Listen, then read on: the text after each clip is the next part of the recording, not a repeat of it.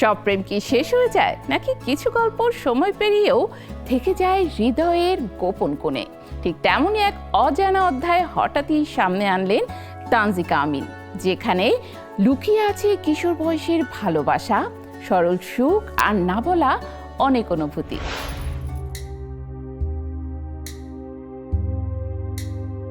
কিছু গল্প থাকে যেগুলো কখনো প্রকাশ পায় না, শুধু সময়ের ভাঁজে জমে থাকে নীরবে। হঠাৎ একদিন কোনো প্রস্তুতি ছাড়াই সেই গল্পই হয়ে ওঠে সবচেয়ে আলোচিত। তেমনই এক অপ্রত্যাশিত অধ্যায় এবার সবার সামনে আনলেন ছোট পর্দার জনপ্রিয় মুখ তানজিকা আমিন, যেখানে আছে কিশোর বয়সের প্রেম, সরল অনুভূতি আর অদ্ভুত এক নস্টালজিয়া।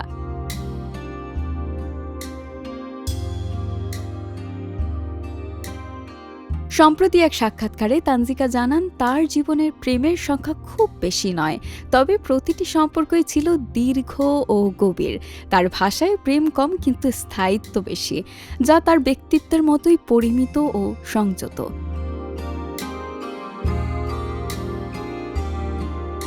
কিশোর বয়সে রাজশাহীতে নবম শ্রেণীতে পড়ার সময় শুরু হয়েছিল তার প্রথম প্রেম।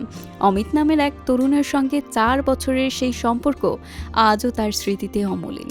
তখনকার সময় ছিল একেবারেই ভিন্ন। ল্যান্ডফোনে ঘন্টার পর ঘন্টা কথা বলা আর হাতে লেখা চিঠির মাধ্যমেই অনুভূতি প্রকাশ, এই ছিল তাদের ভালোবাসা।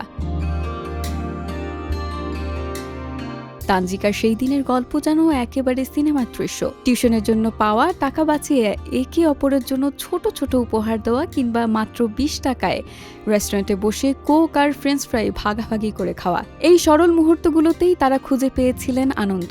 অর্থের সীমাবদ্ধতা কখনো তাদের অনুভূতিকে থামাতে পারেনি। তবে প্রেমের পথ সব সময় মসৃণ ছিল না। ফোন বিল বেশি আসায় পরিবারের বকুনি, এমনকি শাস্তিও পেতে হয়েছিল তাকে।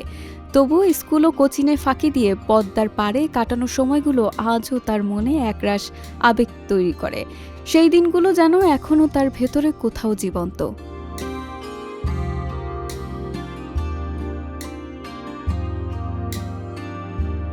মজার ছলে তিনি আরও জানান, তার প্রথম প্রেমিক নাকি এখনও অবিবাহিত, যা শুনে উপস্থিত সবাই যেমন অবাক হয়েছেন, তেমনি হাসিরও রেশ ছড়িয়ে পড়েছিল।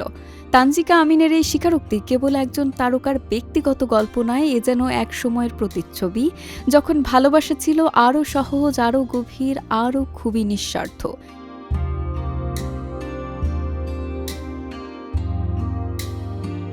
সংখ্যার চেয়েও সম্পর্কের স্থায়িত্ব আর আন্তরিকতাকেই তিনি গুরুত্ব দিয়েছেন, যা আজকের দ্রুত গতির সম্পর্কের যুগে আলাদা করে ভাবায়।